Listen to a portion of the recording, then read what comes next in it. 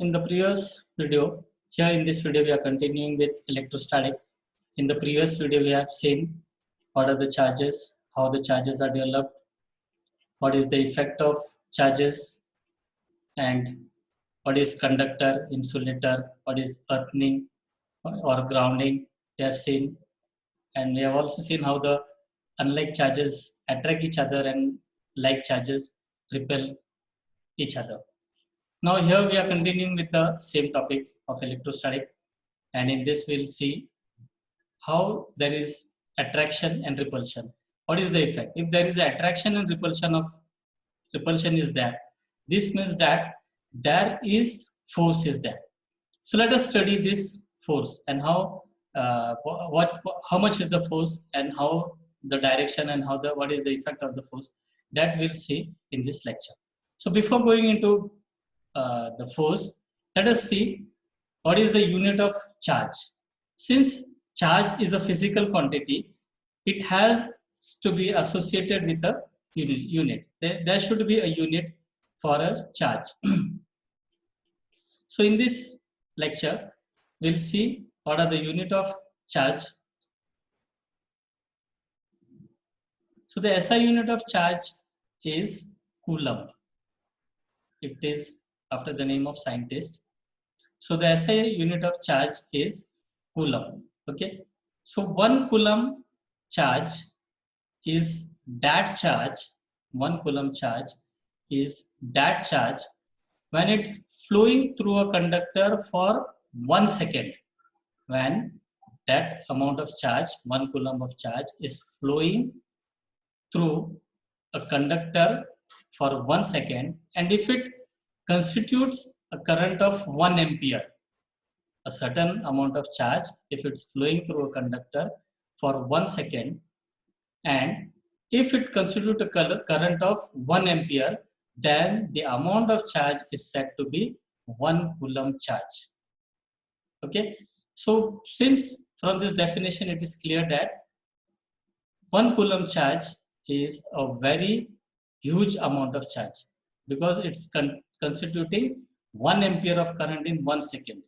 Okay, that's why the charges are further divided into, it's further classified into millicoulomb, microcoulomb, picocoulomb, nanocoulomb, and so on.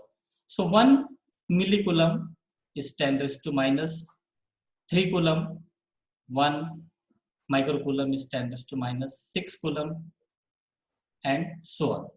Okay, 1 picocoulomb is 10 raised to minus 9, and 1 nanocoulomb is 10 raised to minus 12 coulomb.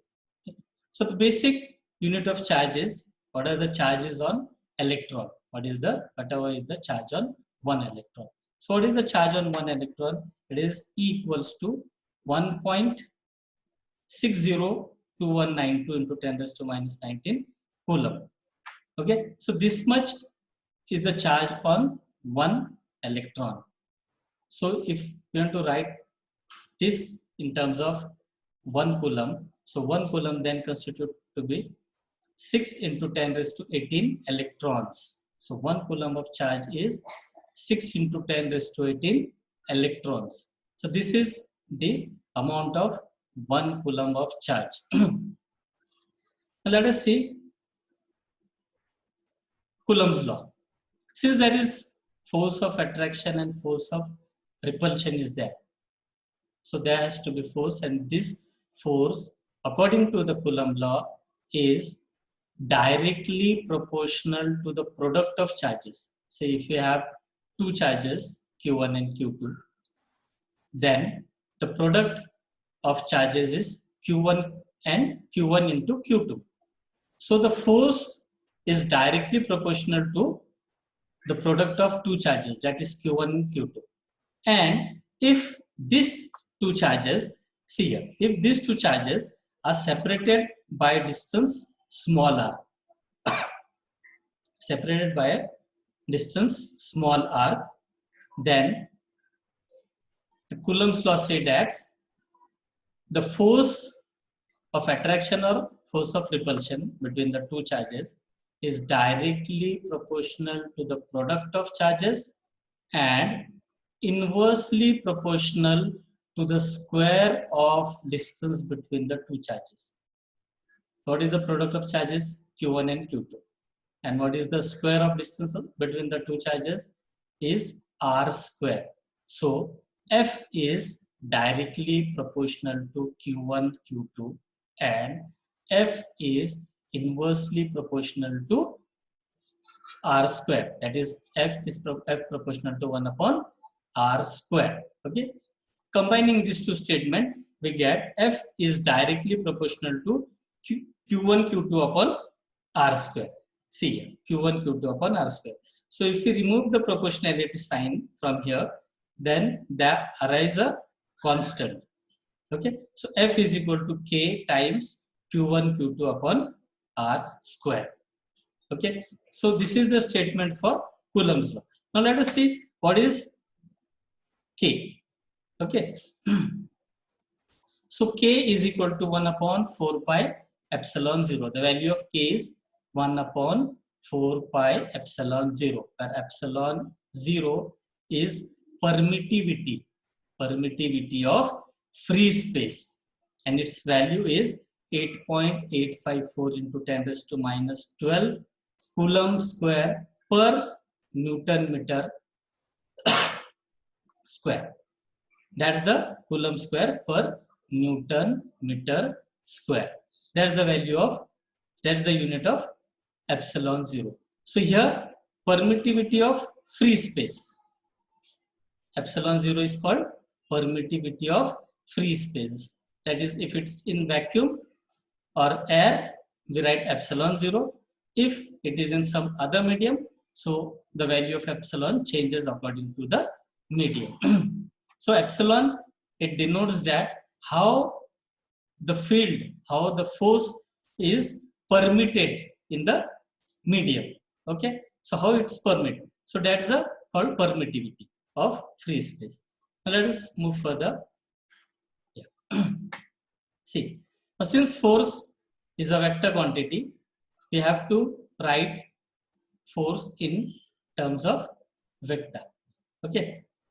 Now, if we have two charges, see here, Q1 and Q2, and we assume that, let us assume that these charges are like charges, either negative or positive.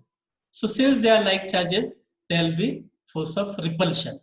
See, the direction of force here is away from Q2, and at Q2, it's away from Q1.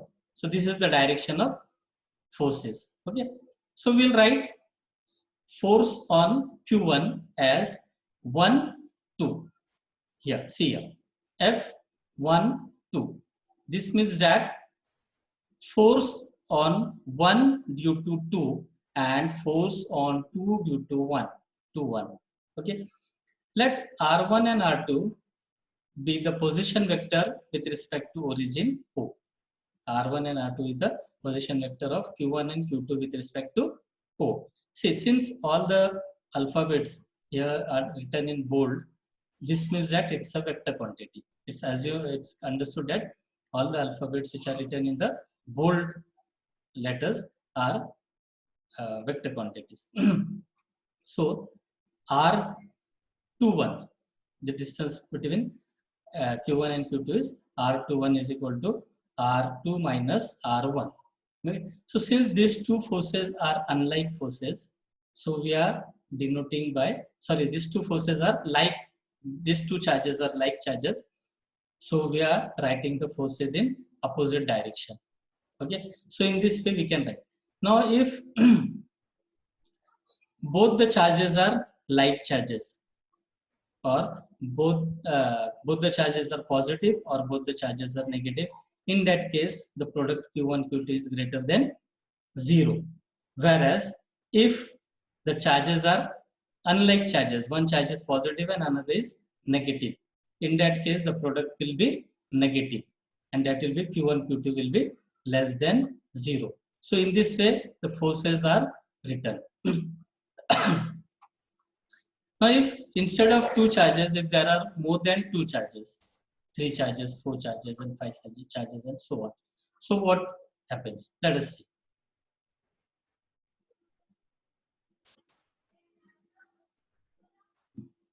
See, we have here three charges, Q1, Q2, Q3. So here we'll write force on Q1 due to Q2 as F12, and it is again they are all like charges, so they are repelling each other. So we are just concentrating on Q1. So I'll draw the direction of force in this way, which is away from Q2, and that will be F12. Similarly, due to Q3 on Q1, it will be in this direction away from Q3, and that force will be F13. Okay, so the direction of force F12 is this one, and F13 is this. So the resultant, for finding out the resultant, we have to complete a parallelogram as we have studied in the lower class. So we are completing this parallelogram, and this F1, that is the diagonal of the parallelogram, is the resultant force due to Q2 and Q3 on Q1. Okay, and here same R1, R2, R3 are the position vector with respect to origin. So here in case of number of charges, we usually consider that there are other charges are absent. For example, here on Q1, and while considering Q2, force due to Q2, we'll consider that there is no Q3 and the force will be F12. Similarly, while considering Q3, we'll assume that Q2 is not there and the force on Q1 due to Q3 is F13. So the total force on Q1 will be F12 plus F13. Okay, if there is say one more charges here, 4 charges also there, so in that case it will be plus F14 and F15 and so on. Okay, so that is the total charges, total force acting on Q1 due to the number of charges.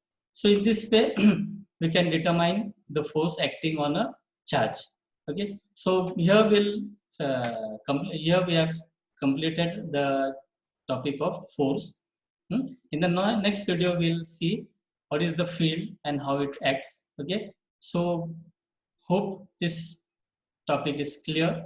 What is Coulomb's law and how the forces acts on the charge if there is a one single charge or if there are more than one charge. So how the forces acts on the charge. See, it's simply sum of all the F1 is equal to, that is this force F1 is equal to F12 plus F13 plus so on till Fn. In this way, the total force, it's the sum of all the forces.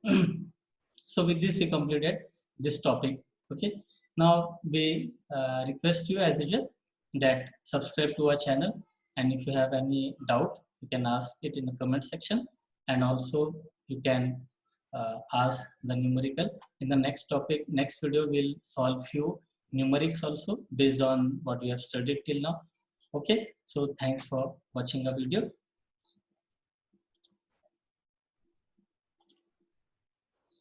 Thank you very much.